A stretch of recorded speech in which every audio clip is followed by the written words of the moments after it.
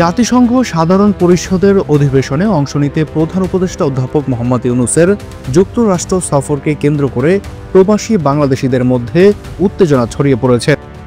যুক্তরাষ্ট্রের নিউ ইয়র্কে বসবাসরত জুলাই বিপ্লবের সমর্থক বিএনপি, জামাত ইসলামী, এনসিপি সহ বিভিন্ন দল এবং কার্যক্রম নিষিদ্ধ আওয়ামী লীগের নেতাকর্মীরা মুখোমুখি অবস্থানে। বিএনপির তরফ থেকে প্রধান উপদেষ্টা সহ তার সফর সঙ্গীদের জন্য এফ কেনেডি বিমানবন্দরে অভ্যর্থনা জানানো হয়েছে। অপরদিকে ফ্যাসিবাদী আওয়ামী লীগের নেতাকর্মীরা প্রধান উপদেষ্টাকে প্রতিহত করার ঘোষণা দিয়ে বিমানবন্দরের সামনে অবস্থান নেন। দুই পক্ষকে নিয়ন্ত্রণে কঠোর অবস্থানে রয়েছে পুলিশ। পাল্টাপাল্টি কর্মসূচির কারণে নিউ ইয়র্কের বাংলাদেশ কমিউনিটিতে এক ধরনের থমথমে পরিস্থিতি তৈরি হয়েছে।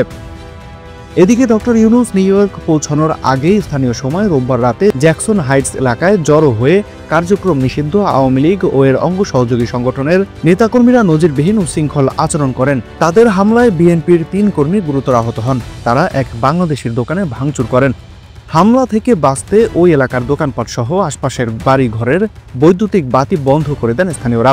খবর পেয়ে পুলিশ আসার পরপর হামলাকারীরা পালিয়ে যায়। যুক্তরাষ্ট্র প্রবাসীরা জানান, জ্যাকসন হাইটস প্রবাসী বাংলাদেশি অধ্যুষিত এলাকা। এখানকার ব্যবসা বাণিজ্য থেকে প্রায় সবকিছুই বাংলাদেশিদের তত্ত্বাবধানে পরিচালিত হয়ে থাকে। সেখানে ক্ষমতাচ্যুত আওয়ামী লীগ নেতাকর্মীদের এমন মারমুখী আচরণে ক্ষোভ ও বিস্ময় প্রকাশ করেছেন স্থানীয় অধিবাসীরা। ডক্টর ইউনূসের নিউ ইয়র্ক সফরকে কেন্দ্র করে আওয়ামী লীগ ও এর সহযোগী সংগঠনের নেতারা এমন উচ্ছৃঙ্খল আচরণ করেছেন। এদের সঙ্গে দেশ থেকে পালিয়ে যাওয়া দোসররাও যোগ দিয়েছেন।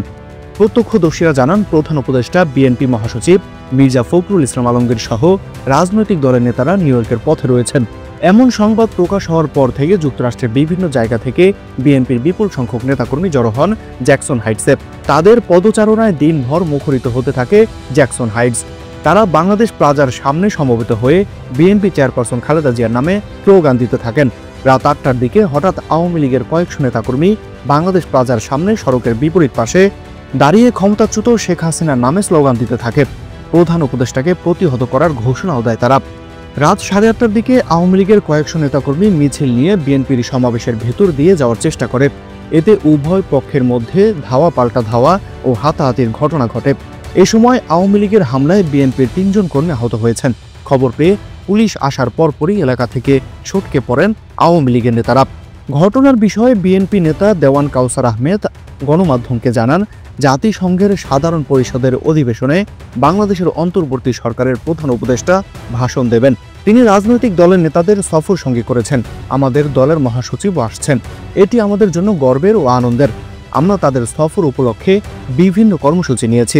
এগুলো সফল করার জন্য বিভিন্ন রাজ্য থেকে আমাদের কয়েক হাজার নেতাকর্মী নিউ ইয়র্কে এসেছেন। হঠাৎ আওয়ামী লীগের সন্ত্রাসীরা আমাদের উপর হামলা করেছে। আমাদের একজন কর্মীর দোকানও ভেঙে দিয়েছে। আমাদের একজন কেন্দ্রীয় নেতা সহ কয়েকজন আহত হয়েছেন।